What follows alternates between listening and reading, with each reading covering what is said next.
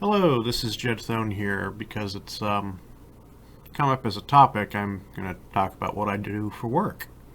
Some of you already know I'm a commercial drone pilot. I do aerial photography and videos, and got right here an example of some of the stuff that I've done. This particular folder is actually just a bunch of stuff I did for fun on a trip. Here we've got the city of Albany skyline. See the rail yard there, the bridges, and downtown Albany from across the Hudson. And this is Saranac Lake. This is the new hotel that was built there. Kind of makes me... It's cool. This is great. This is great. But this used to be a bunch of little motel kind of things, and there's a motel that was about here. I might have some of the last photos of that place, but I can't really share it because it's stuck under an NDA. So yeah, there's the old Saranac Hotel. There's a new resort hotel kind of thing in the Saranac Lake there. And the Adirondack Mountains. And some people have seen me post the 360 photos. This is what they look like on my computer. Facebook actually adds the interactivity that you see with some of them, but this is what that looks like on my desktop. Another photo of Saranac Lake taken from a different location. And another 360. Oh, this isn't quite 360. It's still a panoramic. And then different part of the lake. Different part of the lake, swampy area, just kind of taking different photos. In this video, I just kind of pan around. But this is some examples of the photography, video work that I do with the drones for various different companies, including construction. These were just some stuff from the fun trip that I took. Oh, that's a pretty neat building over there.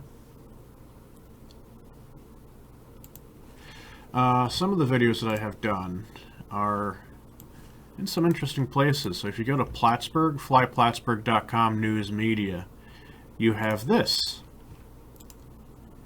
And this is actually my work. So they're repaving, well, they're done repaving the runway now, but when they were doing the runway paving, they called me to ask me to do all the progress videos. And that's what I did. The reason why I kind of point the camera down and then turn the drone is because the runway is so long, I cannot fly the entire length of the runway and still be within FAA regulations, which is kind of annoying. So when we were at the end of the runway, I had to start looking at the end of the runway, point the camera down, and do this turn, bring the camera back up, and then fly down the runway again. So there's all of this, and I do actually have permission to share this stuff. So this is what is on the airport website under their news media section. So if you want to see this, you just go to news and media under the Plattsburgh Airport. Let me pull up some of the videos I do have. Alrighty, so this has some more stuff. Some neat photos. Is that guy? Yeah, they're not even paying attention to the drone being there. Snapping some photos of the trucks that were carrying the asphalt to the airport. Some photos of where they're working. They did this with one paving machine, this entire runway, which is kind of amazing. Oh, it started on the other screen. That's kind of annoying. So bring this back to the start, have the drone there, and then pan out. And suddenly those big trucks look really, really rather small in comparison with the rest of them. Well, with the runway, at least. This was a really, really fun job. I'm over there by where the windsock is. There's my little Forester, and there's the engineer's white truck. Let's see what else we have. Just flying along. Each truck lines up and then they back up to the paver and that thing puts it into the paving machine. So I'm just kind of following this yellow truck at the moment as he leaves.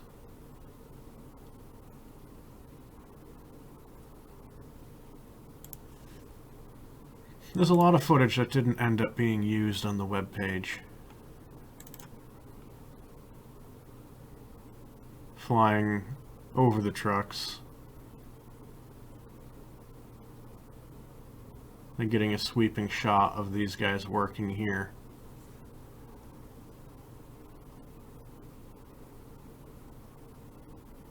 Staying away from them.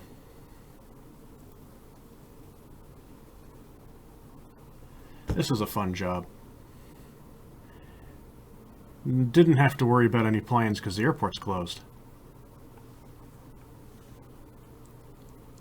They used to have to wire cameras up to all these weird harnesses and wire systems in Hollywood to get shots like that. Now it's just easy to do with a drone.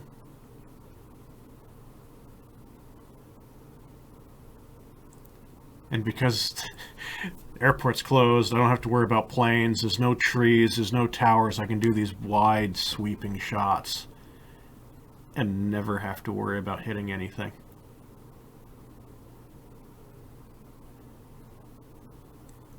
That was a really, really fun job. The helicopters over here, there's a crew with a couple of helicopters. They were still actually working and taking off. I don't remember which hangar they were in.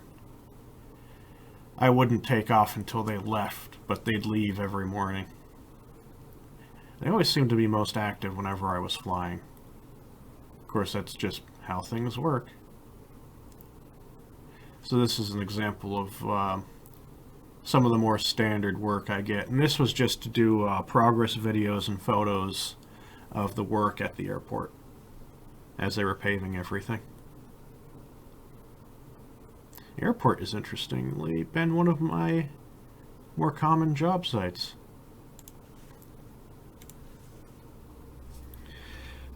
So that's a lot of the drone stuff. It's basic and simple with just standard photos and video. But I also do photogrammetry, which I use this for. The computer gets used for this. This is when I take a bunch of different photos and, well, throw it into the computer, because there's a bunch of the different photos right here. Some of the different photos from the drone that were taken. This is the rec center. Some of these different photos were taken to document the condition of the roof of the rec center. And all this got turned into a really nifty model. So I can pull the surface area of the roof, 0.69, and then I had to convert it to feet squared because that was annoying, but that's the way the software works. And it makes the 3D model. So this I could send off to get, send it off to whoever's doing the roofing so that they know what the situation is, what the building looks like, where they can put their equipment without running into anything. And this is technically data mining, doing all this stuff. Taking the photos from the drone, hooking the drone up to the computer, and then putting all the photos into the computer and have it all processed. That is technically data mining. But this made this model for the crews to use in order for planning the new roof and getting the square footage of the roof. You can actually see where it was patched, because it was leaking in this area and it dripped down into the conference room ceiling and then caused part of the ceiling to collapse. So it makes these nice models. In fact, if I click on this one here, Fort Montgomery. Now, why is Fort Montgomery important for this? Because this is actually a project I've been working on for a while. I figure this might as well be a way to announce it, I suppose. So, I can also combine these models with a scanning system that I have. So I've got this model of Fort Montgomery done in photogrammetry. You can see where I was parked. And I think that's supposed to... that could be me standing there, but like I didn't try to make it look good, because I was mostly just focusing on the outside of the fort. This area here, which the system did the trees considerably well, but that all has to be cleaned up. And you can see that one area, so you can get up into there through here. You can get into this this bastion here by climbing up through there and jumping over a hole in the ground. Yeah, it was interesting. And then this side is really hard to get photos of because all the trees having just enveloped that part of the fort. But at least I got this area good, and this is a good basis for the software teams. Because I can combine all of this with, if I go over here, a hand scanning system I have. Okay, let me go back to here. Go away, you can stay. Load this back up. Now this works better. So this is the inside of Fort Montgomery scanned with a LiDAR system. And then all the textures are put in with cameras. And this is all to be converted into CAD. I can scan literally any standing building and turn it into a CAD model and make these 3D files, 3D models like this. So you can see the inside of the fort. I've got a couple of other ones. Here's another view. This is the bread oven. I scanned this in to the computer with a LiDAR scanner. And what is this? Ah, it's the second floor. Second floor bastion. This is where the stairs used to be. They've caved in. So this is the second floor right here. We can move through it. All scanned in nicely. You can see the wonderful cracks in the ceiling. So I take these scans. These get exported to CAD. I take the other model you saw of the fort, and that gets converted into an object file. And we'll load up this thing right here. This is my uncle's house in West Sand Lake. And I scanned the property, took a bunch of different measurements. You can see the square footage of the roof. So if you're ever doing roof work and you don't know what the square footage is, call me. I can get it to you in less than a week. I can scan any building and get the surface area of the roof and everything. I can also get like slope, horizontal length and slopes and everything with the elevation profile map. If you need to fill in something or you need to cut something, I can scan that too. I can do pile inventories with this system. I've done inventories for a couple of quarries in the area. I get called sometimes and just go out there and make 3D models of everything and get their inventories for them.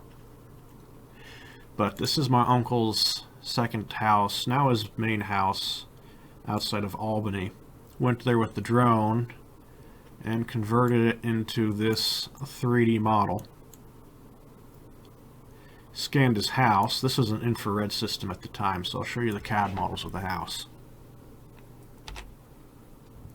So this here is the CAD of the house. Now if I go over to View and I go to Face Style X-Ray, it's got the full X-ray of the house. If the outlets in the house are visible, they're in there. Whatever was visible was put in. So you can see the floor joists in the basement. You can see the furnace and hot water heater there. The bathroom in the mother-in-law's apartment. Because this used to actually be, this part of the house started off as a hairdresser's and then, well, no, it started off as a Japanese store, so you get stuff from Japan in there, because my uncle's mom was from Japan, because his dad was actually in World War II and married a Japanese girl while he was over there, brought her back, so she turned this into a little Japanese store, and it turned into a hairdresser store afterwards. But like I can get the square footage for various different rooms out of this. This is all the measurements and everything. It's a bit finicky, depending on how I'm doing it. Yeah, it's being a little bit finicky. And I'm not going to spend a huge amount of time just figuring it all out right now. But yeah, all sorts of different components. Oh, there. It's giving me the square footage. The square footage of this room is about 177.97 feet. So we're looking at about 178 square feet for this room, counting the closet. And I can pull all these measurements from the diagram here. This is a full CAD with all the dimensions of the house. And then I've teamed up with a company out of California. We take the drone models, we take these models, and a new thing I'm working on.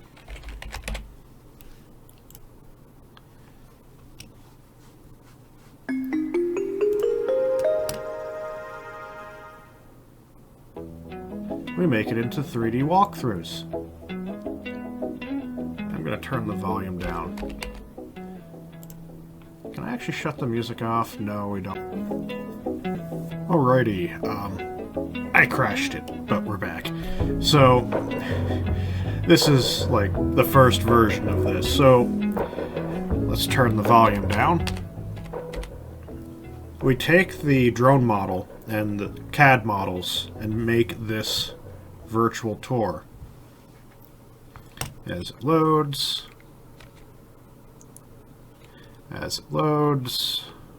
there we go, we're in. So, it's a fully explorable virtual tour of the building. The outside was done with the drone, the inside was done with a hand scanner.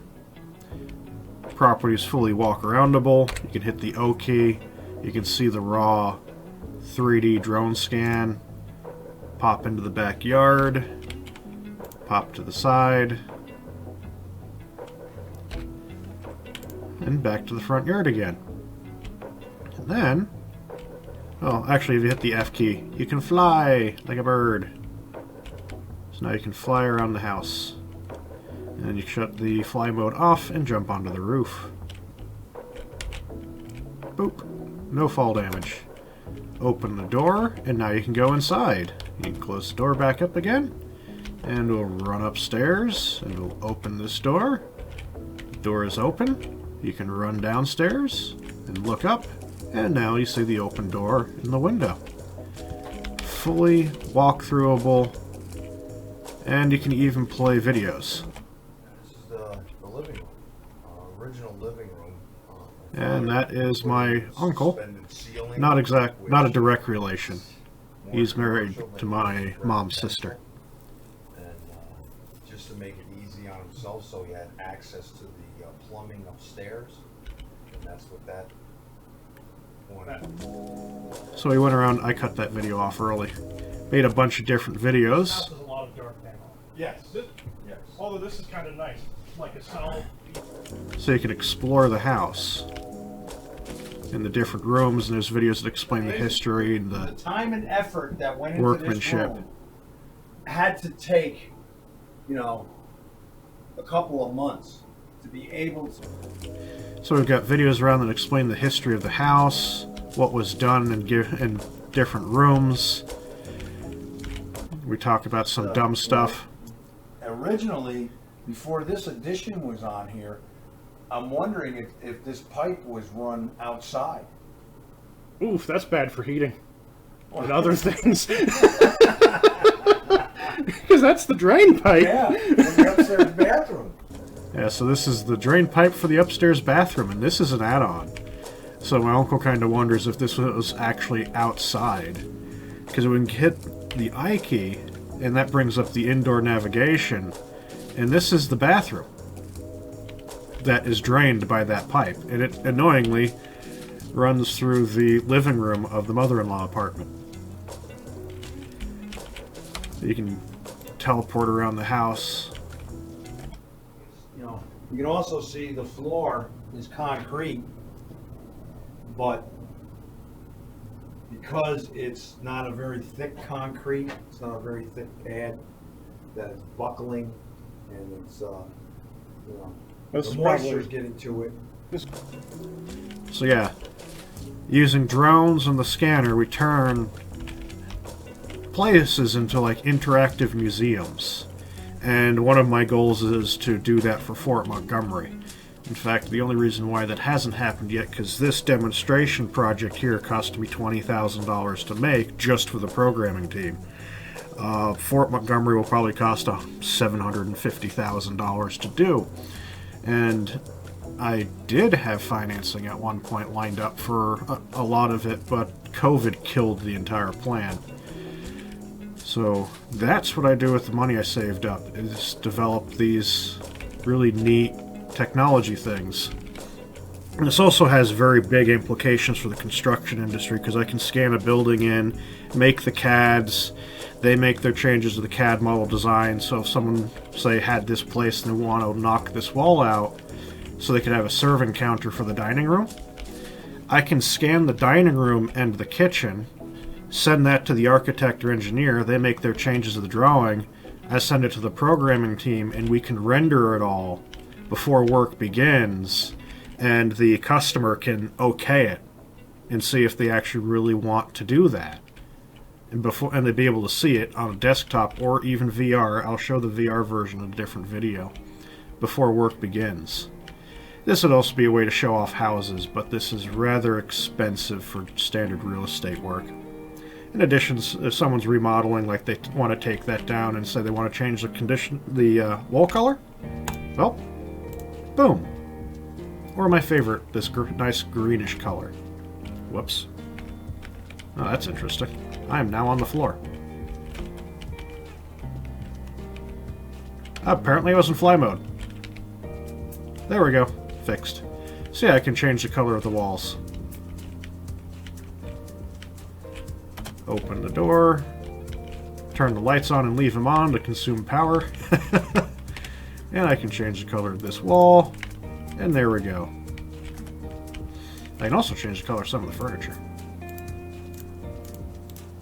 So yeah, this is a software tool I've developed for real estate agents, construction companies, architectural companies, and historic preservation.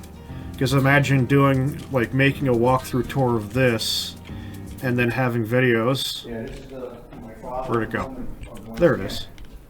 The paneling, the dark paneling you put up. 5 And then- layers of wallpaper were on the ceiling. 5 layers. So I can go through, scan everything, digitize it all into these walkthrough models, then work with historians and what's his name? The guy that wrote the book on Fort Montgomery, and do on-site interviews and explain how every single part worked. My father took all the trim off And the history of the site. You can see where it was. yeah. The potential for this is pretty big. And let's say you don't like the wall panel. Boom. So yeah, I'll make a video showing off the VR version of this, but for now, I think this pretty much covers some of the stuff that I do with my company. And we dressed up this house because it does not look this nice. This closet here wasn't always a walkthrough, because you have to remember, this was the out. I'll actually put a link to the download for this. It is a free download, a name your own price thing on Game Jolt. So I hope this answers your questions on like some of what I do for work. My work is very heavily technology, communications based, high-tech stuff. And I've got a bunch of projects I want to do. I want to do Fort Montgomery, I want to do 3 of the ferries, Ferry Addy, Ferry Champlain, and Ferry Valcourt.